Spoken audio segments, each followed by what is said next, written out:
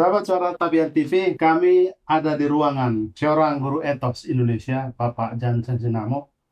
Beliau penulis, motivator terkenal, dan guru yang memberi pencerahan bagi Indonesia ini. Dan belakangan baru ketahuan beliau ini juga ternyata konsultan politik, terutama konsultan di bidang pilkada. Sudah beberapa orang bupati dimenangkan beliau. Kami akan berbincang khususnya bupati-bupati kawasan Danau Toba, beliau bimbing sebagai konsultan. Horas Pak Jansen, Horas. senang memberi ruang untuk Suara Tapian berbincang. Kami ingin sebenarnya bertanya Pak Jansen, apa awal Pak Jansen tertarik dan menekuni sebagai konsultan politik? Karena kami tahu Bapak kan motivator. Aslinya memang saya guru. Guru yang menulis banyak buku. 2014 lalu, masih Pilpres ketika itu, 2004 ya? 2014, betul. Saya menerbitkan buku tentang pikiran Jokowi yang disebut revolusi mental. Nah, ketika Jokowi sudah menang, tapi belum dilantik, saya minta buku ini diluncurkan lah kan. Nah, ada beberapa sahabatnya Pak Jokowi yang saya kenal, saya bilang tolong diatur Bang, supaya beliau hadir dalam peluncuran buku ini. Jadilah buku Revolusi Mental itu kami luncurkan, dapat sponsor dari banyak BUMN, uangnya berlimpah, bukunya kami cetak 5.000, gitu kan. Dan betul, Pak Jokowi hadirin banyak sekali. Ruangan itu cuma muat kira-kira 1.000 atau 1.500, tapi waktu itu nggak muat ruangannya. Ada yang duduk di lantai, ada yang berdiri di sudut-sudut, begitu ada 2.000-an lah yang hadir kan. Saya hadir waktu itu Pak. Ikut hadir ya. Di luar banyak orang juga memang. Nah, sukseslah sebagai acara peluncuran buku. Itu mungkin yang terbesar dalam 25 tahun terakhir, ya kan? Nah, itu tentu tidak terlepas dari tokoh yang dijagokan di sini, pikirannya itu revolusi mental. Rupanya ada sekelompok orang dari Bandung ikut datang. Ya. Mereka hadirlah di acara itu. Seminggu kemudian, orang Bandung ini, 3 bersaudara, Banjarnahor marganya, menelpon, minta kepengen ketemu. Nah, Amang di mana? Katanya, kami kunjungin, boleh nggak? Oh boleh, silakan. Ini saya kebetulan ada cara diskusi nih, lagi ngopi-ngopi kami sekarang. Di mana Pak? Hotel Mulia. Datanglah orang itu ke sana kan. 3 bersaudara ini langsung bicara atau meminta saya menjadi konsultan. Jadi gini Bang, ini adik si nomor 2 ini kami sudah sepakati sekeluarga, kami dukung supaya menjadi Bupati Humbang Hasundutan, gitu kan? Dan sambil datang itu mereka bawa oleh-oleh sama saya. Sebuah handphone Korea yang baru. Wah, keren kali nih, senanglah saya. Ini beli di mana nih? Mana nih? Ya, gitu. Tadi kami beli di sana, Bang. Cuma 8 juta, katanya. Kan senanglah saya. Jadi, pengen jadi bupati ya? Sambil saya memandangi ketiga orang ini, khususnya yang jadi calon bupati ini. Nah, namanya Dosmar. Sekarang masih menjabat dia Bupati Humbahas periode kedua kan? Ya. Ya, itu. Lah, saya kan belum pernah jadi konsultan manajemen, konsultan bisnis iya, tapi konsultan politik, konsultan pilkada itu jauh lah dari bidang saya kan. Tapi katanya Pak Jansen pernah ikut tim pemenangan di Oh iya, Megawati. kalau tim pemenangan ya tim sukses lah. Ya. Saya anggota tim pemenangan Megawati 2004. Oh, oke. Juga Jokowi tentu 2014 gitu kan. Baik. Ya saya anggota biasa lah di situ kan. Ya. Itu kan memang didukung oleh partai PDIP ya, PDI Ya. Perjuangan. Itu dari situ saya banyak berkenalan dengan tokoh-tokoh politik yang paling senior lah di negeri ini kan. Ya. Yang sudah biasa melakukan pilkada atau memimpin pilkada gitu kan. Jadi ketika ditodong menjadi konsultan, ya saya pikir banyak ini narasumber ini gitu. Saya teleponlah salah satunya. Telepon, Bang, saya ini jadi konsultan nih untuk seorang calon bupati dari daerah Abang. Saya bilang begitu kan. Namanya Pandana Beban. Oh, Ya kan? Oh, kau jadi konsultan ya? Bener, Bang. jurnalis senior.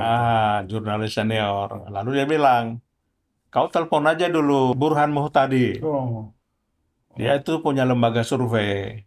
Nah, ini nomor HP-nya. Dikasih kan? dosen di UIN ya? Iya, waktu itu iya sekarang kita tahu dia di UIN. Dulu nggak tahu saya siapapun itu nggak tahu Oke. saya kan. 2014, 10 tahun yang lalu. Iya. Saya telepon dia, Mas Burhan, saya Johnson Sinamo, nama Anda diberikan oleh Bang Pandana Baban. Nah, ini saya dalam posisi jadi konsultan terhadap seorang calon bupati di daerahnya Bang Panda itu. Saya bilang kan, Iya. oke, abang di mana? Katanya, saya meluncur. Saya bilang di Hotel Mulia. Datang dia segera menyusul kami di situ kan. Oh. Kira-kira 1 jam dia sudah datang. Langsung kita ngobrol berempat. Oh, 3 Berlima. bersaudaranya ada? Bertiga bersaudara itu masih di situ Oh, kan. baik. Ya, siapa yang mau jadi calon bupati? Ini. Ya, dengan singkat dia bilang, oke, ya bikin survei memang keahlian kami, katanya kan. Nah, jadi nanti survei itu begini cara kerjanya. Nah, yang kita pengen cari di lewat survei itu adalah 1, 2, 3, gitu kan. Nah, selesailah ini nanti kira-kira paling lama 3 minggu hasilnya sudah dapat kita. Ya, harganya berapa? 150 juta. Dibayar langsung sama 3 bersaudara ini kan. Survei. Jadi, ya belum apa-apa ya udah survei dulu kan. Ya. Saya sekalipun belum pernah tahu seperti apa survei. Dan belum pernah baca juga hasil survei kan. Oke. Nah, itulah. Kemudian langkah pertama menjadi bupatinya Dosmar Banjarnahor ini. Nah, sambil menunggu hasil survei keluar, banyaklah saya baca literatur kan. Iya. Ya. Nah, hasilnya dapat dari survei itu Dosmar ternyata menduduki ranking 16 dari 20 daftar calon bupati yang dijaring atau ditemukan oleh survei kami ini kan. Nah, 20 yang menurut masyarakat itu beraspirasi pengen jadi bupati. Itulah hasil survei pertama itu kan. Nah, nomor 1 adalah petahana. Petahana ini wakil bupati 2 periode. Marganti Simanulang ya? Namanya Pak Marganti Simanulang, ya kan? Kebetulan saya kenal dia. Nah, sesudah hasil survei kami baca, kami analisa, kami diskusikan, saya sebagai konsultan bikin begini. Survei ini menjelaskan Dosmar belum terlalu dikenal di sana. Apa yang sudah kalian lakukan? Baru pasang baliho-baliho lah waktu Natal kemarin gitu kan. Oke, kalau begitu pasang lebih banyak baliho, gitu kan? Ada sejumlah saran. Karena survei itu juga, selain dia menemukan nanti orang ini di ranking berapa, keterpilihannya berapa banyak, berapa tinggi, juga ada sejumlah saran. Ya. Saran implisit yang diberikan oleh survei ini, apa yang mesti dilakukan sebaiknya, gitu kan? Ya. Udah, saya ringkaskan, ini dulu kalian bikin. Nah, itulah yang mereka kerjakan di Humbahas kan. Bikin survei lebih banyak, bikin baliho lebih banyak, Ya. bikin spanduk lebih banyak, kira-kira gitulah dan lain-lain kan. Dan mulai cari itunya, kenal tokoh-tokoh masyarakat utama di Humbahas. 6 bulan kemudian, saya minta survei lagi. Oleh lembaga survei yang sama, indikator politik lembaga surveinya, pimpinannya Burhanuddin Muhtadi. Ke profesor dia sekarang, Pak? Sudah profesor ya, cepatlah karir kawan itu. Semudah dia. Masih. Hasilnya, rankingnya Dosmar sudah naik dari 16 ke nomor 6. Lompat dari 10 poin kan? Oke. Iya. Hanya dengan melakukan sejumlah saran yang dianjurkan oleh survei itu. Baliho dan spanduk. Gitu kan. Nah, kita kan mau ngejar petahana Oke. yang nomor 1. Dia tetap nomor 1 kan? Iya. Yang nomor-nomor lain ya nggak terlalu kita perhatikan lah. Dibikin lagi survei, kurang lebih 3 minggu hasilnya sudah keluar. Lalu kita analisa, kita diskusikan, kita pikir-pikir benar nggak ini apa nih, apa artinya ini, gitulah kan. Ya. Sebenarnya tugas konsultan terpenting adalah itu, menafsirkan hasil survei. Ya kan, apa artinya ini? Semua survei pilkada, kan pengen tahu dia probabilitas keterpilihannya berapa, Ya. berapa banyak, elektabilitasnya berapa, gitu-gitulah ya. Lawannya siapa saja, lawannya ini kekuatannya apa, kelemahannya apa, gitu kan. Ya. Nah, termasuk juga sebenarnya apa harapan masyarakat dari seorang calon bupati baru, Ya. ya kan? Gitu-gitulah. Ini sebenarnya sudah standar ini. Temuan-temuan semacam itu standar Ya. ditemukan oleh lembaga survei tersebut. Ya. Survei itu kan bentuknya pertanyaan. Pertanyaan ini mereka ajukan kepada 400 responden. Ya. Jadi Kabupaten Humbaha Sundutan dipilihlah 400 orang menurut kaidah statistik survei gitu ya. Nah, terhadap 400 responden ini diajukanlah kurang lebih 100 pertanyaan. Bagaimana mencari responden ini? Ada ilmunya tuh. Oh. Itulah rahasia survei. Ya kan? Itu rahasia. 400. Oke. Ya, penduduk Humbaha kan kurang lebih penduduknya 300.000. Ya, nggak Ya sampai kan? mungkin ya. Nah, Nggak sampai. dipilihlah 400 sebagai representasi Seluruh dari warga. 300.000 ini. Oke. Nah, kehebatan survei di situ. Ya, khususnya survei politik terbaru ya. Bukan, pertanyaannya bukan minta rahasianya itu. Apakah karena intelektual mereka dipilih jadi responden? Enggak, Bukan. enggak. Oke. Saya lupa itu apa kriteria yang Oke, menjadi responden. baik. Tapi itu acak dipilih. Oke. Harus acak. Jadi kecamatannya acak, desanya Hmm. acak, manusianya acak, gitu kan. Oke. Profesi dari orang lain ini acak. Kalau manusia Humbahas dirata-ratakan, nah inilah kira-kira ini kan. Rata-rata manusia Humbahas, pendidikannya, sekolahnya, jenis kelaminnya, profesinya, tempat tinggalnya, dan lain-lain. Itulah prinsip memilih responden ini. Oh, baik. 400 kan? Oke. Dapatlah ini. Nah, pada temuan yang berikut ini, survei yang berikut ini, Dosmar udah jadi tadi dari 16 ke 6, sekarang menjadi 2. Lompat lagi dia kan? Naik lagi ya. Naik lagi dia. Wah, waktu mula-mula ketemu dengan Burhan Muhtadi, sesudah dia lihat hasil survei, Ya. dia bilang, Bang, kalau begini perilaku survei, menang ini Dosmar. Dia bilang begitu kan? Dari mana kau tahu? Saya bilang kan? Tidak mendahului tapi sudah memperkirakan ya. Sudah memperkirakan. Baik. Ya, kami kan sudah melakukan ratusan survei, Wah. Oke. Di seluruh pulau di Indonesia ini dari Sabang sampai Merauke. Jadi kami sebagai lembaga survei udah hafal nih perilaku survei, gitu kan? Kalau begini perilakunya menang nih Dosmar. Cuman tipis. Setipis apa? Saya bilang, ya maksimum lah 3%, dia bilang gitu. Bisa diperkirakan sampai begitu kan? Oke. Nah, lalu saya ketemu dengan 3 bersaudara tadi Dosmar itu kan. Oke. Ini survei berikut nih kalian begini nih.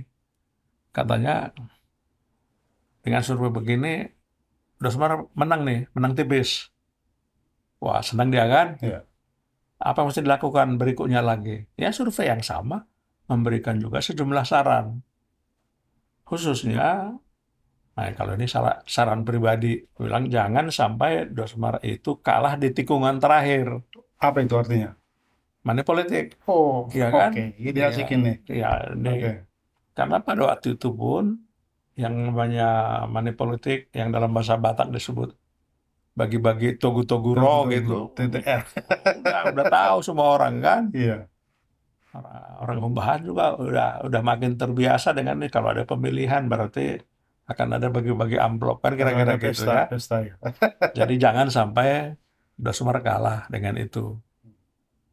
Gimana caranya? Untuk itu saya cari masukan, pandangan dari teman PDIP yang sudah biasa melakukan pilkada gitu kan. Iya.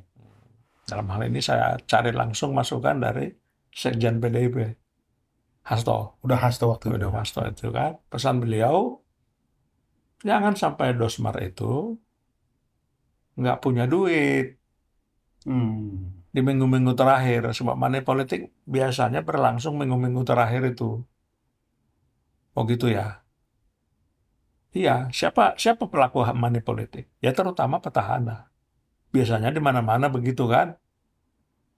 Dan biasanya duit petahana lebih banyak daripada penantang-penantangnya kan. Berapa yang harus disiapkan itunya? Dia panggil lagi si Pak Sekjen ini. Dia panggil ada asistennya. Itu kalau di Danau Toba itu berapa kira-kira ready stock dana yang mesti disediakan? Mereka bilang 25 M. 10 tahun lalu itu. Iya, masih ditekankan lagi sama Hasto. Ini uang bukan buat kami loh ini Bang. Ini bukan untuk PDIP. Bukan untuk saya, bukan untuk ketum. Ini adalah uang jaga-jaga. Kalau terjadi serangan fajar daripada kandidat-kandidat bupati itu, ya kalian masa biarkan begitu saja. Iya. Kalian sudah capek, kalau sudah berapa lama kerja, dan tidak sedikit juga biayanya sejak awal kan. Iya. Jangan gara-gara serangan fajar kalian kalah juga, kan gitu. Iya. Nah, oke. Malah ditekankan lagi sama asistennya Sekjen, Iya. yang kebetulan teman saya, ya kan. Sesudah kami pisah, dia datangin lagi saya. Ya, dia dipesanin lagi kepada saya pribadi. Itu Pak Sekjen nanti pengen lihat apa betul Dosmar bersaudara itu punya cash 25 M. Jadi harus dilihat di rekening. Dilihat di rekening atau di tabungan. Tidak boleh dia kalah-kali. Nggak boleh dia kalah-kalin. Nggak boleh bentuknya emas atau sertifikat tanah. Atau Harus cash. asetnya. Ya, nggak boleh. Hmm. Ya, itu yang saya sampaikan kemudian pada orang itu. Pokoknya terakhir kalian nanti harus menghadap beliau, ya kan? Dan kalian tunjukkan bahwa kalian punya bukti cash 25 M. Gitu kan? Ya, nggak boleh emas, nggak boleh logam mulia, apapun, nggak boleh surat tanah, nggak boleh surat rumah, sertifikat apapun nggak boleh. Harus cash. Berarti apa itu? Rekening, apa tabungan. Mereka Gitu kan? sudah punya dana waktu itu.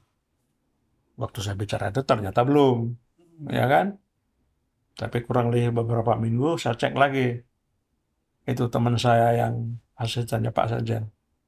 Gimana? Udah datang mereka? Udah bang, udah ketemu dengan Pak Sekjen. Oke, artinya mereka udah berhasil menunjukkan bukti cash kan? Saya cek lagi lah, saudara bertiga itu kan. Hebat juga kalian. Gimana caranya dapat dana sebesar itu dalam waktu 2 minggu, 3 minggu? Ya, gitulah bang. Kita kebetulan punya ruko di Bandung, punya ruko di Jakarta, punya ruko di mana-mana gitu kan. Orang ini kan keluarga ini pengusaha, ya kan? Abang nomor 1 punya usaha bagus lah di Bandung sana. Dosmar pun pengusaha di Jakarta, Tangerang sini kan. Jadi itulah entah digadaikan namanya, entah diapakan untuk mendapat pinjaman dana 25 M. Begitu adanya dalam bentuk cash, ya tinggalkan masukkan rekening, difotokopi gitu kan. Iya. Tunjukkan, udah. Gitu caranya. Itu 10 tahun yang lalu loh, 2014. Nah, waktu itu Jokowi sudah terpilih. Kan duluan pilpres kan, daripada pilkada kan. Nanti pilkadanya sendiri berlangsung Januari 2015. Dan betul, menanglah Dosmar ini. Akhirnya mereka menang ya. Menang. Yang kami dengar juga Pak Jansen juga mengkonsultasi 2 lagi bupati di kawasan Danau Toba, di Dairi Ya, dan di Toba.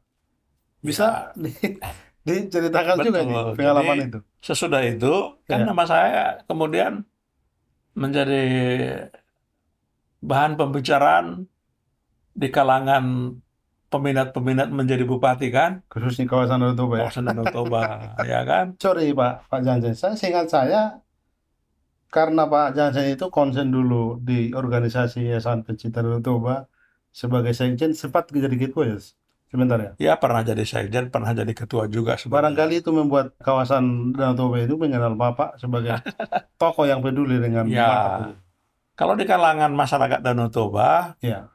terkait dengan Danau Toba, pelestarian Danau Toba, memang cukup terkenal lah. cukup dikenal gitulah kan kira-kira kan. Beberapa buku dibuat juga menghadap presiden juga untuk hal ini. Oh iya, udah Sering. pernah Oke. ketemu Presiden Habibie membicarakan persoalan Danau Toba kami waktu itu yayasan kami kan. Oke. Saya sendiri sebagai sekjen praktis sudah mengelilingi semua Danau Toba, semua kabupaten di sekitar situ kan. Oke. Udah tahu saya. Sebelumnya ada calon bupati yang kepengen jadi bupati, tapi nggak terlalu banyak tahu dia mengenai kabupatennya.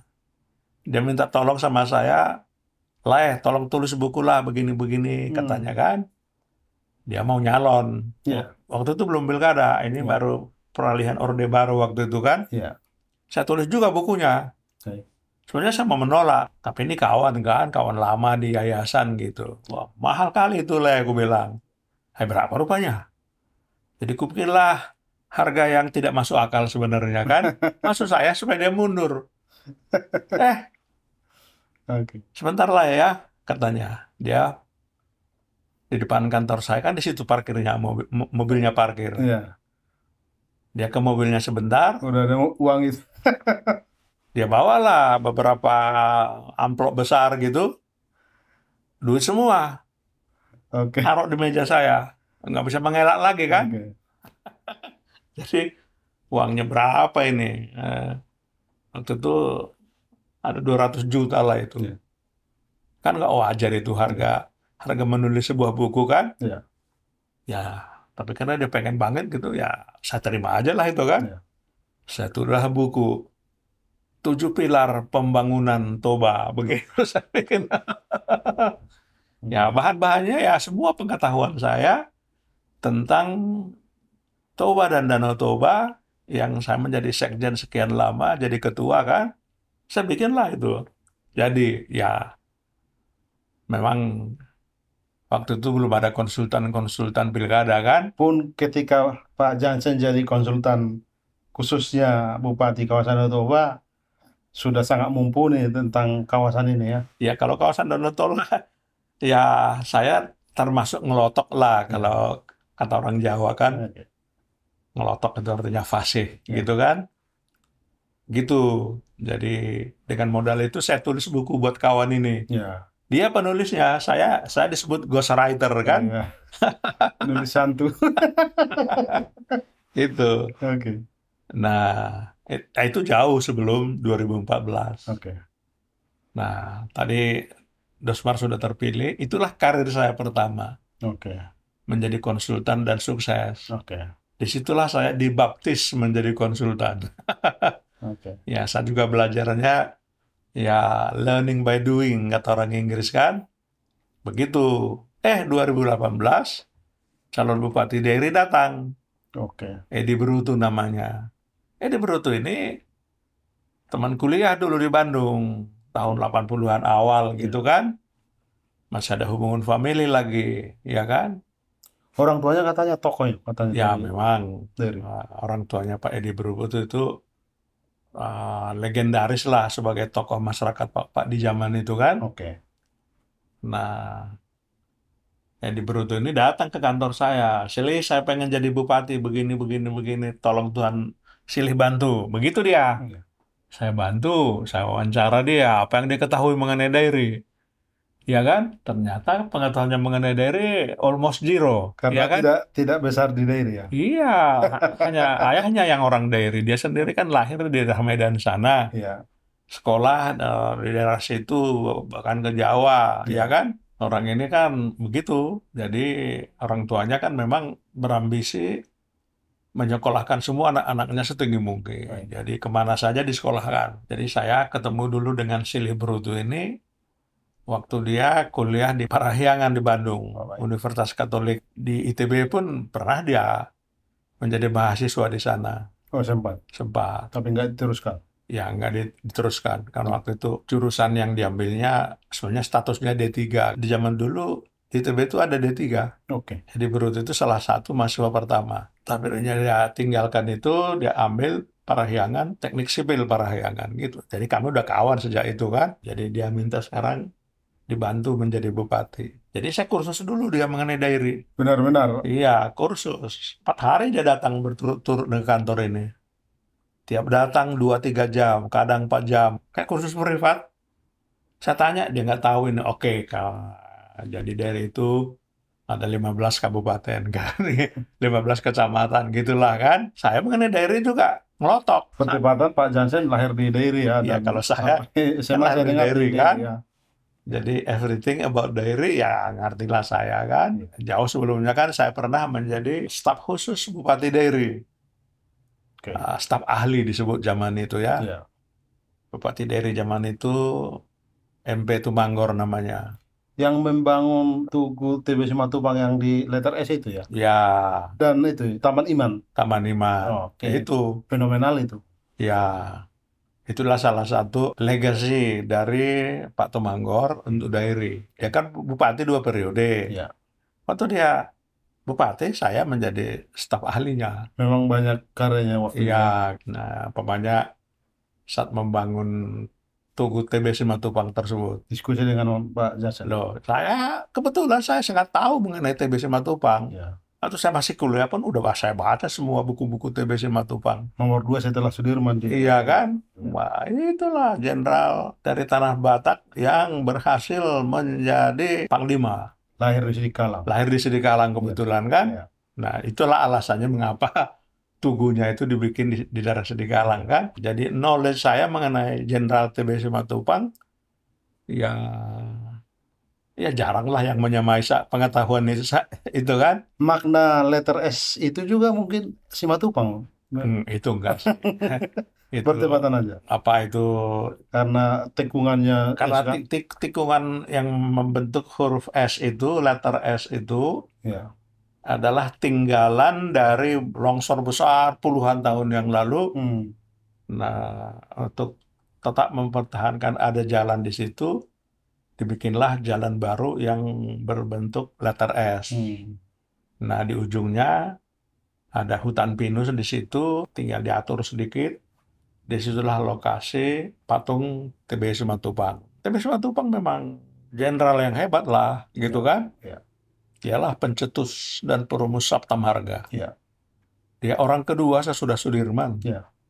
Itu kan? Ya. Nah, jadi ya wajarlah saya sebagai anak Sidikalang juga merasa ya hebat lah. Dan itu Pak Jansen ceritakan ke Pak Brutu nih semua ya. Saya ceritakan lah semua kan. Nah, jadi waktu membangun Tugu itu, ya Pak Tumanggor kan. Ya. Kalau gitu sililah jadi ketua panitia seminar katanya. Boleh saya bilang gitu kan. Kita bikinlah seminar. Nah, yang ujung-ujungnya itu membangun Tugu itu kan. Seminarnya sendiri ya lumayan hebat lah. Dihadiri oleh Wakil Presiden waktu itu Megawati. Hadir dia. Luhut Binsar Panjaitan juga hadir. Karena adik mertuanya ya. Iya, jadi Pak TB Simatupang ini punya adiknya Pak TB Simatupang ini petinggi lah di sebuah Kementerian Pos dan Telekomunikasi kan. Oke. Nah, putri beliau ini itulah istrinya Pak Luhut Panjaitan. Kan gitu. Ya, ini salah satu keahlian Pak Tumanggor memang begitu. Menghubung-hubungkan satu cerita dengan cerita yang lain, satu sejarah dengan sejarah yang lain kan gitu. Merajuk. Nah, kan katanya ada cerita. Ada cerita bahwa satu ketika Pak TB Simatupang itu ribut dengan Bung Karno. Ya kan? Kenapa bisa ribut? Sebab dia sendiri pengagum Bung Karno. Katanya nih Pak TB Simatupang dalam sebuah pertemuan menyarankan Bung Karno supaya jangan memakai seragam militer gitu. Ala militer dan tongkat militer. Gitu kan. Ya marah Bung Karno saat itu kan. Loh, saya kan panglima besar kan kira-kira gitu.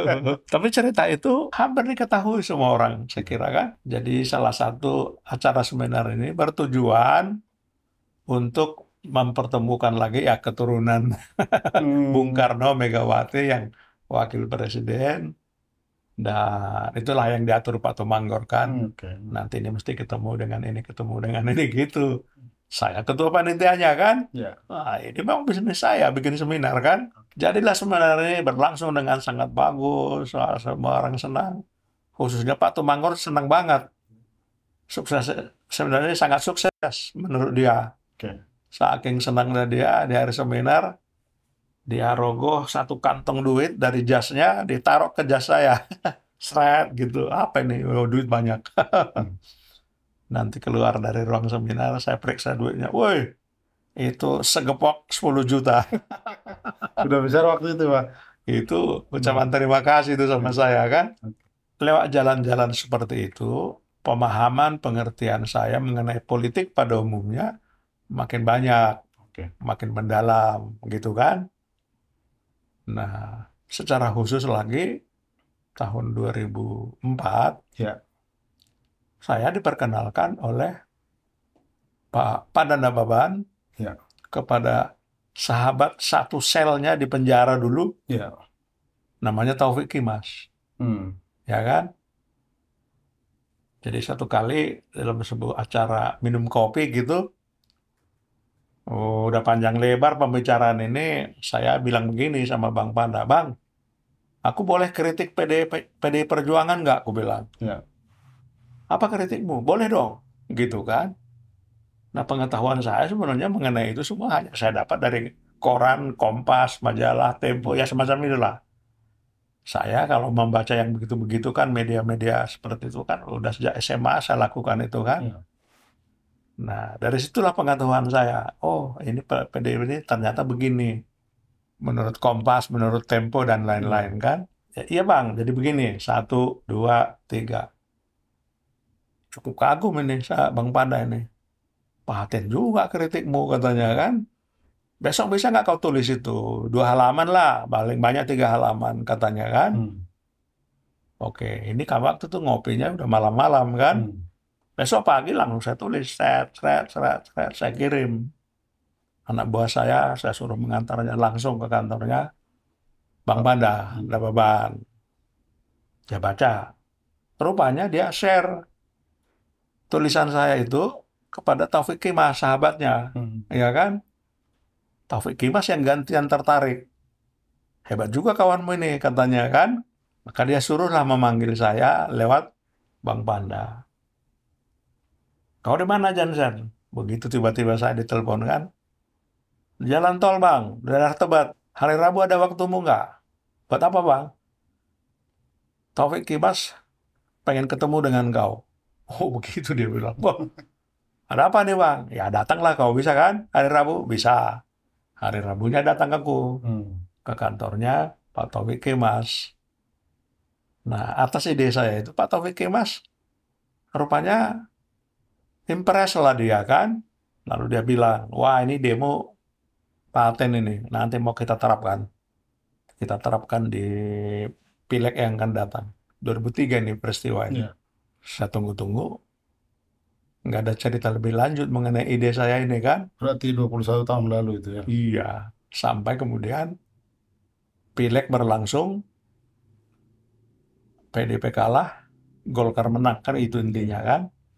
Ya. Nah ini sudah 2004 ini, Ya. awal-awal 2004. Saya juga udah lupa itu. Tapi kemudian ditelepon lagi saya sama Panda. Kurang lebih jam 12. Ya. Kau di mana sekarang? Di sini, Bang. Beloklah kau ke jalan itu dulu. Ke Teguh Umar. Apa itu, Bang? Rumahnya Pak itu. Pak Taufik Kimas. Kami di sana sekarang. Lagi memantau hasil pemilu. Hasil pileg kan. Kan kejar-kejaran itunya. Antara PDIP sama Golkar waktu itu kan. Ya. Kita di sini sekarang. Datanglah kau sekarang ya. Siap, Bang. Datanglah saya ke sana. Ya. Begitu saya masuk di ruang besar itu, di ruang depan, ada sebuah meja bulat di situ. Disitulah mereka berdua duduk ngobrol kan, mendiskusikan hasil pileg yang sedang berlangsung ini. Iya. Ini baru tengah hari, tapi KPU sudah melaporkan hasil sementara kan gitu kan.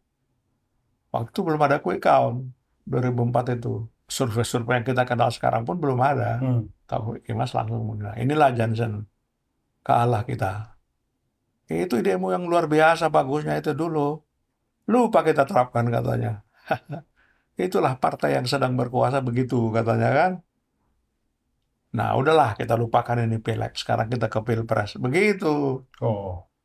Ini Bu Mega akan maju pilpres kan. Ya sebelumnya kan presiden menggantikan Gus Dur kan. Iya. Ini mesti menang lagi nih. Ya aku terpesona aja kan. Nah, sekarang rumah besar ini, inilah kantornya. Tim pemenangan Megawati jadi presiden. Oh, dihukum umur juga. Iya, ya kan? Kau ketuanya ya. Hmm. Begitu saya ditodong sama Pak Taufik Kemas. Apa yang kau perlukan sekarang? Aku tanya aja. Di rumah ini ada internet nggak? Nggak ada. Padahal waktu itu udah ada internet ya, Udah ada. tapi belum Tapi mereka pakai. di rumah besar itu nggak ada internet. Oh, di belakang ada PC, komputer desktop kan? Ya, Ada beberapa di situ. Infocus ada nggak? Nggak ada. Nah, itu dululah kita beli, Bang. Berapa itu? Nah, kasih aja 100 juta, Bang. Langsung 100 juta dikasih Pak Taufik Kemas. Saya suruh anak buah saya belanja kan. Ya. Beli Infocus, beli laptop, beli screen. Ya, jam-jam 2, jam 3 udah kepasang. Ada teman saya di Indosat, nggak jauh dari situ, saya telepon. Kau bisa bantu pasang internet nggak? Di mana, Bang? Di rumah presiden, saya bilang gitu kan.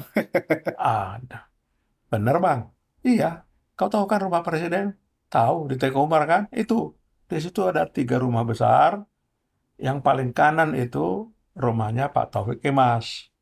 Merangkap kantornya. Di situ kau pasang nanti Ya. internet. Siap, Bang? Nggak sampai 1 jam udah dipasang sama dia kan. Udah beres. Connect dengan internet, dapat laptop, dapat screen, dapat ini, ya bisa kita pantau itu kan. Kejar-kejarannya KPU, Ya. makin sore makin jelas. Ya. PDIP memang kalah terhadap Golkar kan. Makin mantap lah penugasan Pak Taufik Kemas. Kau yang jadi ketua di sini ya, ketua tim pemenangan katanya. Gitu. Siap, Bang, gitu aja kan. Ya. Disitulah ceritanya saya 2004 itu menjadi ketua tim sukses atau tim pemenangan lah Megawati. Nanti di ujungnya kalah kan Megawati. Saya sebagai ketua tim pemenangan baru diganti menjelang pendaftaran ke KPU. Oh.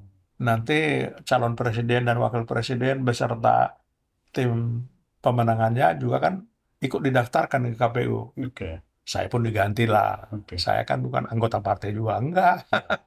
Gitu kan.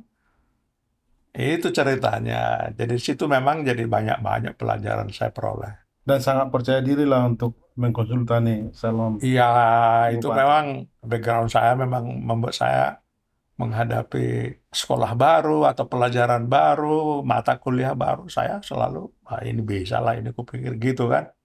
Pede aja aku. Tadi Bupati Dairi itu bisa menang, padahal suasana batinnya bukan mengerti Dairi, Iya, lalu berlanjut ke Poltak Sitorus Iya. yang pernah kalah, kemudian menang. betul. Ya, singkat cerita, bikin survei untuk Pak Edi Bruto, Iya. saya baca sekali, udah ngerti saya. Beda dengan yang Dos Marhum bahas. Sampai 3 kali. Perlu 3 kali saya survei. Tapi untuk Dairi, Cukup sekali. cukup sekali, ya kan? Ya, mungkin itu karena Dairi sangat saya kenal kan, langsung tahu saya. Yang saya kenal mengenai Dairi tidak hanya geografinya, tapi juga politiknya, orang-orangnya, tokoh-tokohnya saya tahu. Tidak disurvei pun saya udah ngerti ini sebenarnya orang Dairi ini udah loja, dipimpin oleh bupati yang 2 periode sebelumnya. Ditambah dengan survei itu mantap. Oh, ini sebenarnya kata kunci pemenangan ini akan ini, ya kan? Pokoknya masyarakat Dairi itu waktu itu Ya. sesudah dipimpin oleh bupati 2 periode dan dia mencalonkan anaknya untuk berikut yang menjadi lawan dari Edi Bruto. Waktu itu anggota DPR. Ya, waktu itu Provinsi, anaknya ya? ini putarannya itu enggak. Anggota Hmm. DPRD Dairi dan dia ketua fraksi waktu itu, Oh. fraksi Golkar, ya kan? Oke. Ya itulah yang belakangan istilahnya saya sebut imperatif. Oke. Saya menemukan sebuah kata yang mewakili seluruh keresahan, penderitaan, dan keinginan masyarakat Dairi terkait dengan bupatinya. Ya. Itu yang saya sebut belakangan imperatif. Kata kuncinya adalah perubahan. Harus berubah, jangan yang lama itu lagi, berubahlah, kan kira-kira gitu. Oke. Imperatif itu sendiri artinya begini, sesuatu yang mesti kita lakukan kalau kita mau selamat. Sangat urgent. Sangat urgent, ya kan? Nah, jadi misalnya kalau ada perawat mengukur tekanan darah saya dan ditemukan tekanan darah saya 250 per 180 misalnya. Udah sangat bahaya. Udah bahaya kan? Imperatifnya saya harus masuk ICU. Larikan ke rumah sakit. Larikan ke rumah sakit. Oke. Gawat sudah saya kan. Jadi imperatif itu adalah something you must do. Tidak bisa ditaruh-taruh, harus Ya, lakukan. in order to survive. Oke. Untuk selamat, untuk sukses. Gitu. Jadi saya temukanlah imperatif diri. Oke. Berubah. Perubahan. Ya kita belum tahu nih yang baru ini seperti apa. Tapi yang sudah jelas, yang lama itu Orang orang membosankan. orang sudah bosan, orang sudah capek, orang sudah pengen berubah kan. Jangan itu lagi gitu kira-kira kan. Jadi satu kata aja.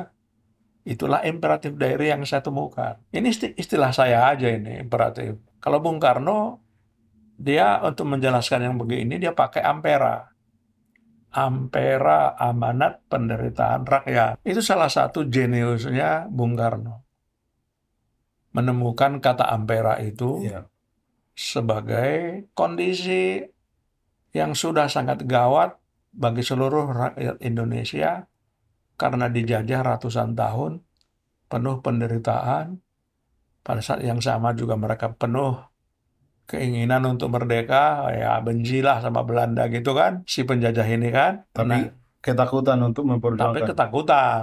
Kalau istilah Bung Karno itu, rakyat Indonesia ini pengen merdeka, tapi untuk mengucapkan kata merdeka aja, orang Indonesia ini nggak berani. Takut sebagai rakyat terjajah kan itu. Suasana psikologisnya kan gitu. Takut melihat Belanda, takut melihat bule itu kan. Kalau Itu. bahasa Batak itu Pak Jansen tarmalutod dia. Tidak percaya diri untuk Iya, berjuang. akibat dari yang begitu itu, ya bisa tarmaliton Iya. bisa. Tapi yang ini adalah kondisi batin, kondisi psikologis satu kelompok masyarakat akibat dari Terlalu lama. dijajah, akibat dari tadi terlalu lama, Iya. udah bosan, udah capek, ya kan? Ingin Jadi harus berteriak berubah. tetapi sulit berteriak. Sulit, ya. Makanya nanti Bung Karno kan dalam bukunya menyebut dirinya penyambung lidah rakyat Indonesia. Bung Karno tahu apa yang kepengen diteriakkan masyarakat ini, tapi nggak berani meneriakannya. Iya. Yang ingin diteriakkan rakyat ini adalah merdeka, tapi nggak ada yang berani teriak. Iya. Maka adalah Bung Karno yang pertama kali teriak merdeka. Iya. Itu kata Pak Rakitri Nasution, seorang sejarawan Iya. yang menulis buku sangat tebal, Menjadi Indonesia. Para Kitri Para yang Kitri beliau kemarin Simbolon yang ya, kemarin baru meninggal ya. beberapa bulan lalu barusan meninggal dunia. Para Kitri mengatakan adalah Bung Karno yang pertama kali meneriakkan atau mengatakan merdeka dibandingkan dengan bapak-bapak pergerakan nasional kita, bapak-bapak kemerdekaan kita yang sudah ada sejak 1908. Pergerakan nasional, pergerakan untuk kemerdekaan Indonesia kan sudah dimulai 1908, Ya. Budi Utomo. Lalu 28 nanti. Nanti Sumpah 28 Sumpah Pemuda, sebelumnya ada Serikat Dagang Islam, Serikat Islam dan lain-lain banyak kan. Ya. Nah, Soekarno sendiri mendirikan partai. PNI. Ya, PNI tahun 38 kan. Di umur 27 tahun katanya dia mendirikan. Iya. Itu. Jadi Bung Karno mengatakan ya keinginan terbesar dari rakyat Indonesia adalah merdeka. Nah, saya adalah penyambung lidah rakyat Indonesia itu. Merdeka. Teriakan merdeka itu menjadi semacam teriakan sakral bagi Bung Karno dan rakyat Indonesia kan. Kalau itu diteriakan, ini bulu kuduk kita berdiri loh, ya kan? Merdeka itu. Nah, yang teriakan itu diwarisi sampai hari ini oleh PDI Perjuangan. Itulah imperatif. Itulah ampera.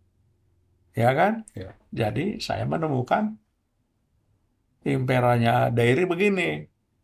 Nanti tahun 2019, jelang tahun 2020, sebentar lagi COVID, Bupati Toba juga datang. Oh. Poltak Sitorus namanya. Periode pertama dia kalah. Ya, periode pertama sebelumnya dia kalah Ya. terhadap calon yang lain pada waktu itu. Ya. Pak Siagian, marganya Pak Siagian. Siagian kan? Dia datang dengan istrinya ke kantor saya. Tolong bantu saya tulang. Saya pengen maju lagi pilkada berikut ini di Toba. Saya sudah maju sebelumnya, tapi kalah. Saya tahu tulang yang mengkonsultani Pak Dosmar katanya kan, Ya. dan menang. Nah, tapi saya lebih banyak keluar duit daripada Dosmar. Tapi saya kalah, dia menang. Wah, gila juga ya. Emang kau kalah berapa? Dia bilang, saya habis 50. Oh ya, saya tahu Dosmar nggak sampai kalah segitu. Ya, cukup jauh lah di bawahnya Polta kan. Tapi Nggak menang. menang. Ini kalah. Ini kalah. Emang siapa konsultanmu? Nggak punya tulang. Itulah katanya. Nggak pakai konsultan saya. Ya, tapi paling tidak kan ada yang kasih nasihat-nasihat sama kau. Kau kan orang Bandung. Sejak SMP kau udah di Bandung. Ya bagaimana kau mengenal Mengerti Toba. Toba? Ya. Orang Toba pun nggak kenal kau, aku bilang kan. Itulah tulang katanya. Oh, saya sih waktu itu ya ada semacam kepedean lah gitu kan. Merasa bisa. Ya karena duitmu banyak kan. Itu. Bantulah tulang. Oke, kalau kau mau saya bantu, survei dulu. Nah, panggil lagi survei yang sama, surveyor yang sama. Indikator politik Ya. Indonesia yang pimpinannya Burhan Muhtadi. Ya. Bikin survei. Dapat survei. Kita bahas sama-sama di kantor ini. Hasil surveinya sama-sama. Kita bahas sama surveyor, sama-sama Poltak, sama saya. Ya. Kita lihat. Oh iya. Oh ya, ini udah ketahuan ini kelihatan. Kalahmu di sini. Kalahmu di sini. Ya kemenangan dia di sini. Oke. Dan ini kelihatan juga. Walaupun begitu, Pak Siagian sesudah menjadi bupati hampir 5 tahun, tidak begitu sukses juga dia. Banyak juga masyarakat yang kecewa sama dia. Nih, dapat nih. Apa yang membuat masyarakat Toba kecewa sama Pak Siagian? Ketahuan hari survei itu. Apa yang membuat masyarakat Toba ya marah-marah lah, tidak suka. Bahkan menghujat bupatinya kan gitu. Iya. Ya semua bupati begini. Oke, jadi dari situ saya kan ketemu lagi itunya imperatifnya. Oke. Ya kan? Nah, begitu ketemu imperatifnya, itu kemudian saya sublimasi menjadi visi misi. Oke. Itu istilahnya. Disublimasikan menjadi rumusan visi, kalimat visi dan misi. Iya. Kalimat visi dan misi kemudian diuraikan lagi menjadi tindakan kerjanya, action plan. Oke. Istilahnya. Program kerja ya. Ya ini udah manajemen. Oke. Cara berpikir begini kan sudah cara berpikir manajemen. Ini yang harus kau lakukan. Itu. Itulah ceritanya. Waduh, pengalaman yang luar biasa. Cuman saya akan tanya ke Pak Jansen, tergelitik tadi soal Togo Togoro itu, biaya Iya. politik itu. Saya selalu mendengar, ini pembicaraan umum di kawasan Danau Toba, ada yang merasa tidak perlu biaya, tidak sangat signifikan biaya untuk pemenangan calon pimpinan daerah. Ternyata biaya politik itu salah satu indikasi untuk bisa menang begitu. Orang yang mengatakan begitu, saya bilang naif itu. Ya hampir dalam segala ikhtiar kita, itu dana selalu diperlukan. Biaya lah. Ya. Misalnya, kaulah. Misalnya, anakmu mau manguli, mau kawin. Ya. Sama Boru Sinamo misalnya. Kau kan harus bayar juga sama marga Sinamo kan? Iya, Sinamot. Sinamot namanya. Ya, Ya kan? Ya. Kadang-kadang Sinamot ini disebut tuhor. Ya. Jadi something you must pay in rupiah Ya. sebagai simbol atau lambang dari penghargaanmu terhadap marga Sinamo bahwa borunya diambil oleh marga Lumbang Gaul kan begitu. Itu jadi dalam adat kita pun nggak ada yang gratis. Ya. Togo-togo itu sendiri kan sebenarnya istilah adat. Kalau kita menikahkan anak misalnya, kita mengundang banyak orang. Agar datang ke pesta dikasih Iya. pengingat. Terutama pihak-pihak yang wajib datang, yang biasa disebut Suhinya Pangnaupat itu kan harus hadir, Ya. nggak boleh absen. Khususnya terhadap mereka harus diberikan togu toguro. Itu dana untuk datang. Ini famili kita, Suhinya Opat. Pangnaupat pihak Pangoli Iya. sama Suhinya Pang pihak Parburu atau Borumuli. Iya. Kan masing-masing punya Suhinya Pangnaupat. Iya. Mereka wajib datang, harus hadir. Iya. Nah, itu harus hadir itu. Jadi Suhut Bolon kan harus memberikan togu toguro supaya mereka jangan sampai absen, jangan sampai bikin alasan, sorry wah kami lagi kebetulan mamuro gitu kan, nggak datang ke pesta adat, itu nggak boleh begitu. Togu toguro itu wajib diberikan kan gitu. Oke. Contoh lain, kita kan sekolah, Iya. anak kita sekolah, SD, SMP, SMA. Itu setiap jenjang pendidikan itu kan melibatkan biaya yang lebih besar. Makin besar, makin besar. Nanti S1, S2, S3, ya begitu lagi. Progresif, naik biayanya. Iya. Sinamot yang kita bilang tadi pun. Sinamot itu kan dari tahun ke tahun kan makin besar Naik, harganya iya. kan. Iya. Dulu sinamot cukup 30 juta. Iya. Saya pernah menikahkan adik saya yang bungsu, sinamotnya cukup 30 juta. Iya. Sekarang mana ada lagi sinamot 30 juta. Apalagi kotanya. Di kota kan udah 100 juta paling tidak kan gitu. Gitu, jadi termasuk dalam bidang politik, mana ada yang gratis? Tidak ada makan siang gratis. Ya kan, there is no free lunch. Iya. Makan siang aja nggak gratis, masa jadi bupati gratis? Iya. Jadi camat pun orang bayar. Kepala desa. Kepala desa kan harus bayar, kan gitu. Jadi, Iya. nah siapa yang menerima tuhor ini, siapa yang menerima sinamot ini, siapa yang menerima togu toguro ini, kan Iya. gitu kan? Ya, harus diatur. Nah, togu toguro kan dalam bidang politik kan itu diterima oleh masyarakat pemilih. Iya. Jadi tak ada calon kepala daerah, calon bupati atau calon wali kota yang tidak menerima togu toguro. Sinamot diterima partai. Ada, itu lain lagi. Oke. Ya, tapi kurang lebih prinsipnya begitu. Oke. Partai pengusung pun akan menerima sinamot.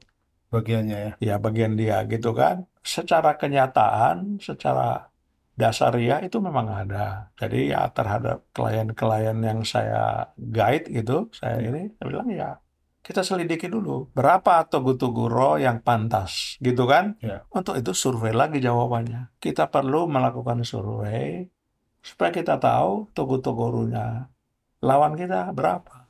Nah, dalam ceritanya di daerah Danau Toba sana ada orang memberi calon bupati ngasih togu toguro kegedean. Berlebihan. Ya biasanya wajarnya dari dulu di daerah itu togu toguro katakanlah 100.000.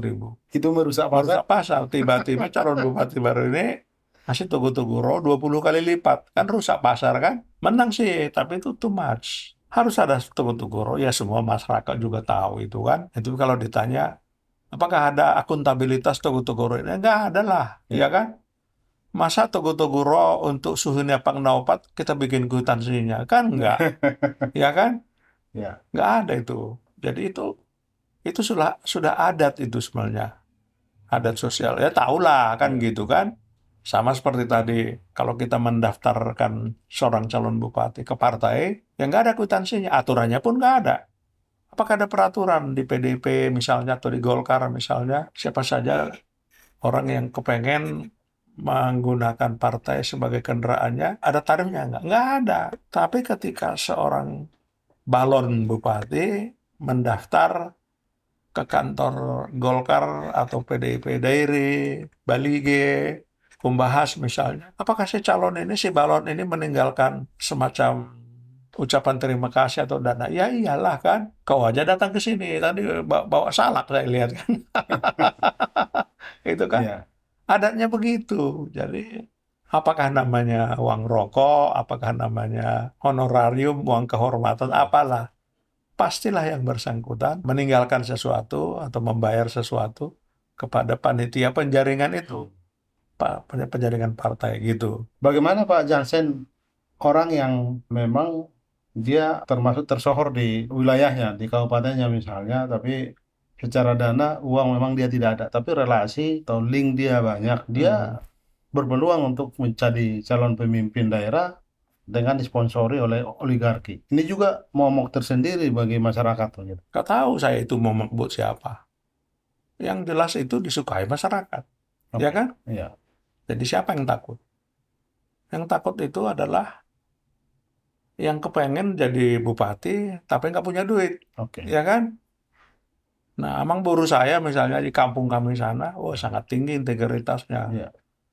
Ahli adat dia, di mana saja ada adat terkait kami lah marga Sinamo gitu, mau kawin kayak mau meninggal kayak adatnya, pasti dia yang tampil sebagai Raja Perhata.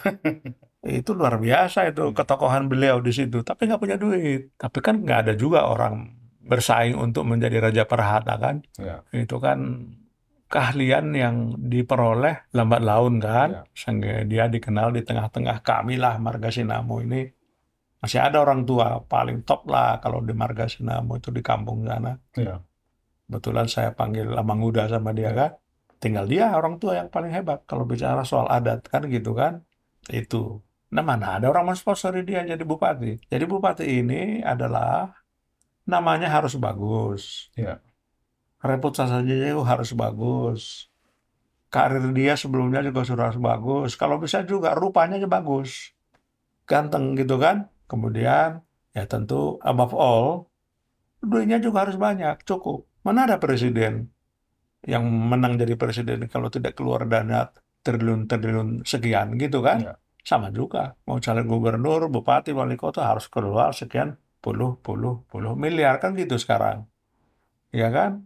Nah, dan dari tahun ke tahun itu naik. Iya. Biaya itu. Biaya tersebut nanti pilkada 2029 naik lagi tuh. Sama seperti Sinamot juga naik. Sama seperti uang Kebutuhan, kuliah juga naik kan gitu. kebutuhan juga naik. Kebutuhan juga naik, harga beras juga naik kan Iya. gitu. Semua naik. Kemudian Pak Jansen, karena ini kan kita ingin menjelaskan ke masyarakat bagaimana seorang terpilih menjadi pimpinan daerah itu tentu punya proses yang luar biasa, rentetannya panjang begitu. Paling tidak sebagai konsultan pilkada, kita tidak ingin juga mengorek kunci yang Bapak pegang, cuman kita ingin berbagi untuk pengalaman secara umum. Hmm. Bagaimana seorang calon pimpinan daerah atau dalam hal ini bupati atau wali kota untuk bisa memastikan diri menjadi calon. Karena kan dari kabupaten ke provinsi nanti DPP partai di pusat Jakarta menentukan begitu. Rekomendasi pusat ini kadangkala final itu tidak dimiliki, dia selalu berpatokan di kabupaten begitu. Iya. Jadi seorang calon bupati tidak cukup dia punya dikenal atau punya orang, punya teman, punya pendukung di kabupaten, Ya. di provinsi juga, dan ultimately harus punya pendukungnya juga di kantor pusat, di DPP, gitu kan? Oke. Yang tekan itu kan ketua umum, yang disebut rekomendasi partai itu kan? Oke. Siapa ketua partainya? Megawati, Soekarno Putri kalau PDIP, Airlangga kalau Golkar. Kan begitu seterusnya, semua partai kan begitu. Nah, jadi si calon bupati harus punya akses, punya cara bisa sampai ke pusat itu. Dia harus punya teman di sana atau punya pendukung di sana. Dan kalau dia juga nanti bupati terpilih misalnya, sangat penting akses ke Jakarta juga ya. Iyalah, selamanya itu akan penting. Tidak hanya untuk kelangsungan kebupatiannya, Iya. tapi juga dalam rangka dia memperoleh hal-hal atau dana yang lebih besar dari pusat, Iya. dari Jakarta. Nah, salah satu inti daripada politik kebupatian kan namanya politik anggaran. Iya. Politik anggaran adalah caranya seorang bupati mendapat anggaran yang lebih besar dari Jakarta. Iya. Politik anggaran namanya. Semua partai mengerti ini. Setiap partai juga punya politik anggaran. Kan anggaran kita satu, APBN kan? Tapi bagaimana pembagian APBN ini? Provinsi mana dapat berapa, kabupaten mana dapat berapa, partai mana dapat berapa, kan gitu. Jadi salah satu inti dari politik adalah politik anggaran. Yakni bagaimana caranya supaya kita mendapat anggaran yang lebih besar. Iya. Membangun kabupaten daerah.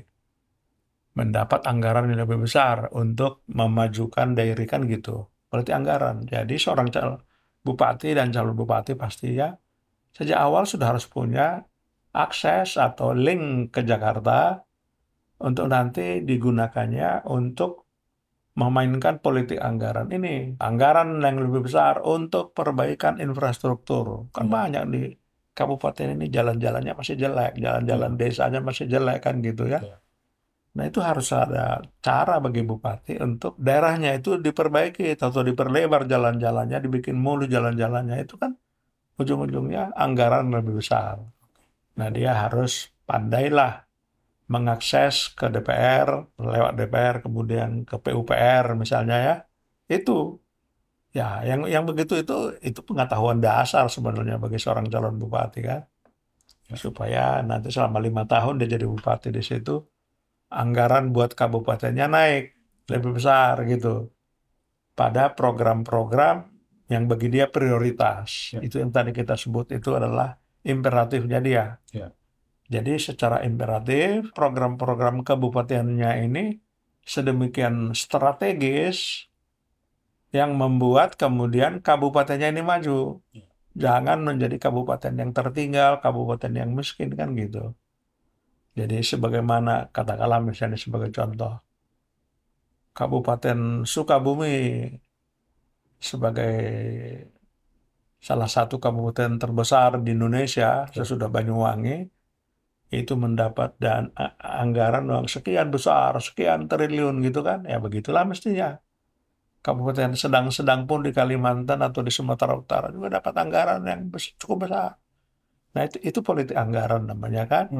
Nah bupati sudah harus terlibat di situ kan. Itulah biasanya mengapa bupati-bupati suka berkunjung ke Jakarta, datang ke Jakarta. Lobby-lobby dengan orang-orang di DPR gitu kan, dengan orang-orang kementerian gitu. Memang harus cerdas di situ bupatinya. Luar biasa Pak Jansen. Mungkin terakhir pertanyaan saya, karena ini juga kadangkala tidak terlalu dilirik atau memang tidak sangat penting. Undang-undang kan memberi ruang, tidak harus lewat partai seseorang mencalonkan diri jadi pimpinan daerah. Ya. Utamanya bupati, wali kota, dan gubernur kalau nggak salah. Ya, memang betul itu. Jadi namanya jalur independen Iya. ya. Secara undang-undang itu memang sah Ya. dan boleh. Dan sejumlah bupati katanya, ya kita baca di koran itu kalau saya, pernah menang juga melalui jalur independen. Ya. Tapi yang saya tahu sendiri, yang saya kenal sendiri nggak ada. Dan mungkin masalahnya nanti dengan DPR ya, dia akan banyak miss. Nggak tahu, tapi menang aja nggak. Oke. Ya kan, di Sumatera Utara lah yang saya sudah lihat calon dari jalur independen yang kalah. Dari Dairi ada. Simalungun kalau nggak salah. Simalungun ada. Ya. Dari Karo ada, gitu kan. Ya. Itu, saya tahu mereka mengambil jalur independen kalah. Calon yang dari Simalungun ini malah sempat bicara dengan saya. Dia nyalon Bupati Simalungun. Ini 2019 ya. Nyalon dia. Jadi mungkin anti partai. Dia tidak suka partai memang. Ya buat dia partai itu kayak monster gitulah kan. Iya. Ah, gila ini partai-partai beginilah banyak duit segala macam. Dia bilang begitu. Kami ngobrol di telepon hampir 1 jam. Oke. Jadi dengan nada sangat sebal gitu ya. Dia bilang saya nggak mau pakai partai politik lah. Saya mau jalur independen saja. Katanya. Saya cuma ingatkan dia, tapi jalur independen juga belum tentu lebih murah Pak, saya bilang ya. Ya, tapi kalau Bapak sudah tetapkan begitu ya silahkan aja, saya bilang kan. Later on ketahuan dia kalah. Kebetulan saya kenal orang yang mengenal dia di Simalungun kan. Ya, memang abang itu lucu katanya. Dana cuma sekian, pengen menang jadi bupati, mana mungkin katanya. Tidak disurvei lagi. Iya, nggak ada survei. Kan? Tidak ada konsultan. Nggak konsultan buat dia survei itu apa itu buang-buang duit kan gitu barangkali ya. Padahal bagi saya langkah pertama pemenangan bupati survei dulu. Kalau kamu nggak survei, kita nggak survei satu kabupaten satu daerah, praktis kita tidak tahu apa-apa mengenai daerah itu meskipun kita putra daerah. Nah kadang-kadang putra daerah ini yang merasa tahu banyak paling tahu gitu kan. Ya. Iya. Itu. Nah, kita kan mencari info-info yang sangat khusus Iya. dari survei ini.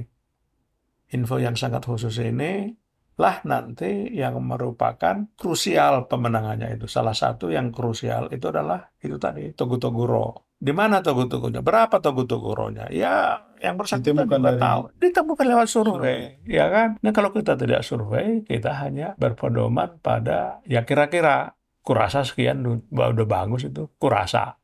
Katanya begini udah keren itu, nah, gitu. Tapi kalau kita survei, kita tahu si Anu pakai amplop berapa, si Anu pakai amplop, kita tahu. Satu, itu kan info yang sangat khusus. Nah, info lain misalnya tadi, imperatif, ampera itu. Itu kalau kita sesudah kita temukan pun informasinya, datanya, masih kita olah untuk menemukan apa ya di sini yang merupakan ampera. Apa di sini yang merupakan imperatif kan? Iya. Nah, Humbahas misalnya, saya menemukan dua imperatifnya. Iya. Soal pupuk dan jalan-jalan desa. Iya. Itulah yang membuat masyarakat petani Humbahas menderita. Mereka butuh pupuk saat musim tanam. Nggak ada pupuk. Kalau ada, harganya selangit. Kenapa bisa begitu? Pupuk itu sudah mainan mafia. Mafia pupuk ada, ya kan? Yang kedua adalah jalan-jalan desa. Zaman sebelumnya, buyer atau pembeli dari produk-produk pertanian Humbahas datang sendiri sampai ke desa-desa, sampai ke juma-juma. Datang dari sejauh Medan, Siantar, datang dari sejauh Padang, Pekanbaru, Sibolga. Mereka datang membeli sebagai buyer. Tapi akibat jalan-jalan desa jelek, mereka nggak mau lagi ke situ. Mereka tunggu aja di Onan, Dolok Sanggul. Akhirnya biaya Angkutnya. biaya angkut dari produk-produk pertanian ini yang semuanya ditanggung petani jadi mahal. Iya. Itu yang membuat mereka menderita. Oke. Dua imperatif inilah yang saya olah menjadi kunci kemenangannya Dosmar waktu itu. Ini harus kalian bicarakan. Jadi saya sekaligus ketemu imperatif dan juga visi misinya. Saya ramu menjadi 5 kalimat pendek dan saya bikin menjadi ringkasan. Akronim. Ya. Hebat. HEBAT. H. Humbahas Namar Tuhan Jalamaduma. Itu kan visi itu sebenarnya kan. Asa Parhubahason Tong Marhaporseon Jalamamora kan itu artinya. Emena Gudang Tanona Bidang. Itu kan fakta sebenarnya kan. Juga di situ ada unsur visi. Asa lam gudang emena. Tanona pe lam gudang. B. Baen murah argani pupuk. Nah, ini sudah menyentuh itu kan. Sudah menyentuh imperatif. A. Asa gabena niula sinur napinahan. Muncul lagi visinya. Orang Batak kan itu visinya sebenarnya. Asa gabena niula sinur manapinahan. T. Ture dala tuhuta sahatu balian asalahku 33. Itu jadi dalam 5 kalimat itu saya gabung di situ imperatifnya, amperanya, dan visinya. Hebat, Humbahas hebat, Dosmar hebat, kan begitu aja. Kalau demikian apa beda konsultan dengan tim sukses? Ini orang kadang-kala tidak bisa membedakan. Konsultan itu pada dasarnya pemikir. Dia yang memikirkan. Jadi dia menemukan ide. Dia mencari ide, lalu mengatakan, inilah kita bikin. Itu kan. Jadi dia pada dasarnya pemikir. Apa dasar pemikirannya? Ya survei tadi. Dengan membaca hasil survei, dia berpikir, lalu dia membuat rumusan. Omak, hebat. Kan gitu tadi kan? Contohnya. Kalau tim sukses adalah pelaksana temuan konsultan ini, pelaksananya di daerah. Di tingkat kecamatan dan di tingkat desa. Kalau bicara kabupaten kan. Pelaksana program. Pelaksana program. Kan masih tugas konsultan dari temuan tadi, imperatif, visi misi, action plans, yang didiskusikan dengan calon bupatinya, ya kan? Nah, kalau calon bupatinya juga sudah sepakat, oke, kita bentuklah tim sukses. Tim sukses ini juga kita pilih. Nah, konsultan juga ikut milih di situ. Jangan sampai tim suksesnya asal diambil saja, asal satu marga masuk gitu kan. Karena tim sukses juga udah banyak yang nggak benar sekarang. Dua kaki dia juga tim sukses calon A, dia juga tim sukses calon B. Dia dapat amplop dua kan gitu, kira-kira. Nggak boleh Kalau begitu. konsultan nggak boleh. Iya, kita nggak mungkin lah jadi konsultan untuk dua calon bupati di kabupaten yang sama. Oke. Ya, Ya. dua bupati, dua kabupaten yang berbeda bisa, Oke. gitu kan? Itu bedanya. Pak Jansen, satu lagi pertanyaan yang menurut saya penting juga. Bagaimana seseorang untuk bisa mendapat nasihat dari Pak Jansen? Ya, barangkali dia ingin mencalonkan pimpinan daerah. Oh ya tentu ya bicaralah dengan saya, Oke. hubungi saya, datanglah ke kantor saya, Oke. atau saya juga bisa datang ke kantor Anda. Kita janjian kan gitu kan? Nanti saya jelaskan di situ bagaimana dengan bantuan konsultan Anda menang kan gitu. Tapi ini konsultan pilkada ya, harus tahu juga, jangan. Iya, langsung ketahuan kan. Ya. Nah, saya kan saya bilang tadi sudah berhasil memenangkan 3 bakal calon bupati menjadi bupati. Belum pernah ada yang kalah. Kalau saya pegang belum pernah ada yang kalah. Itu artinya ini kerja profesional. Ya iyalah, ya kan. Ya. Saya terkenalnya kan itu kerja saya dari zaman dulu. Ya. Saya pernah jadi dosen, pernah jadi seminaris, pernah menjadi trainer. Ya. Itu semua kerja-kerja profesional kan. Ya. Menjadi konsultan pilkada ini pun bagi saya itu adalah kerja profesional. Ya. Yakni membantu calon-calon bupati untuk menang. Itu tugas saya. Nah, dalam pengertian itu saya sebenarnya murni orang bisnis. Ya. Saya menjual jasa. Jasa saya adalah jasa konsultansi pemenangan bupati, calon bupati atau calon wali kota agar mereka mencapai keinginannya menjadi bupati dan wali kota. Itu tugas saya. Ini bisnis intelektual. Ya, betul lah. Boleh dibilang. Terima kasih Pak Jansen. Ini waktu kita sudah lebih 1 jam kita bincang-bincang. Demikian sahabat Suara Tapian. Barangkali bincang-bincang kami ini bermanfaat, khususnya calon-calon pimpinan daerah yang ingin mencalonkan diri menjadi bupati atau wali kota. Terima kasih. Horas. Horas.